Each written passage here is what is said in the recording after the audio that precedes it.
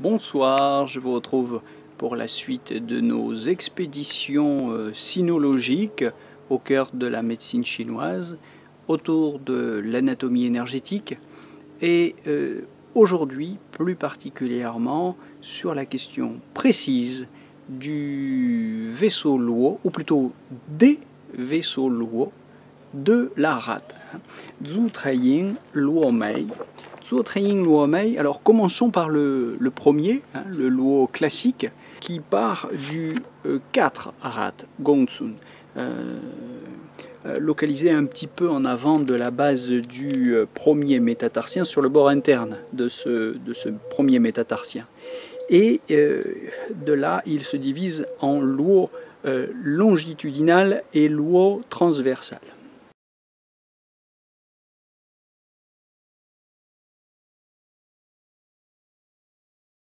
Le Luo longitudinal monte à l'abdomen, où il pénètre pour se ramifier au gros intestin et à l'estomac. Donc une relation à partir de ce vaisseau Luo avec l'estomac et le gros intestin. Ça, c'est le point important. Le Luo transversal, lui, gagne le méridien principal Zuyangming, donc le méridien principal de l'estomac, à Chongyang, 42 estomacs, localisé sur l'artère pédieuse entre les 2e et 3e cunéiformes. Voilà, alors les textes classiques ne mentionnent pas le point d'aboutissement du Zhu Treying Luo Mei, du vaisseau Luo, du méridien de la rate, et il est donc généralement admis, mais les textes n'en parlent pas encore une fois, que ce point d'aboutissement du vaisseau Luo de la rate, c'est le point Yuan du méridien de l'estomac. C'est un cas, je ne dirais pas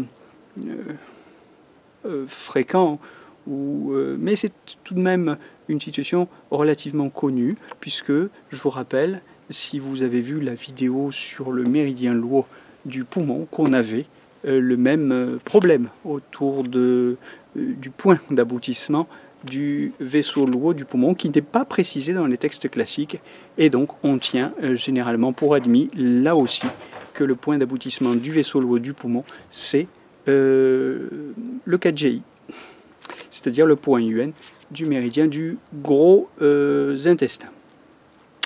Voilà, alors on a deux Luo pour la rate, enfin non seulement le Luo transversal et le longitudinal dont je viens de vous parler, mais aussi un grand Luo de la rate. Donc si vous voulez, en tout, on en a trois. Un Luo longitudinal, encore une fois, un Luo transversal et un grand Luo de la rate. Et c'est de ce dernier que je vais vous parler. Pizhi Da Luo, aussi appelé Dabao, qui part du 21 rate, donc du point Dabao, Dabao Sue, situé sur la ligne axillaire dans le 6e espace intercostal.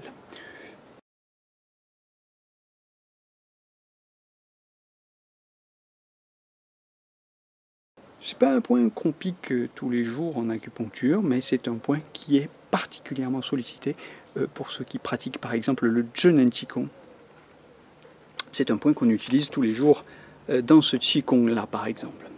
Alors ce point Dabao, très intéressant,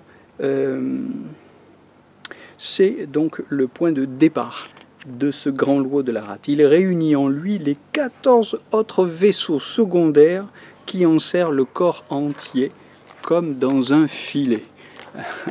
Voilà, donc c'est un Luo assez original et qui mériterait peut-être un cours entier et de nombreuses considérations, mais dans cette vidéo où je me contente de les décrire, eh bien voilà, je crois que nous avons fait un petit peu le tour de la question des vaisseaux Luo. Donc retenez bien que, donc, en plus du Luo transversal et du Luo longitudinal, il y a pour la rate un grand Luo de la rate.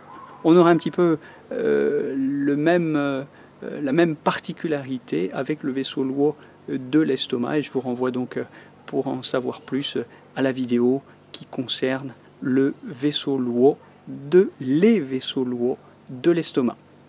Voilà, cela dit pour aujourd'hui. En vous souhaitant une bonne soirée, je vous donne rendez-vous pour une prochaine vidéo. Et bonnes études. À très bientôt.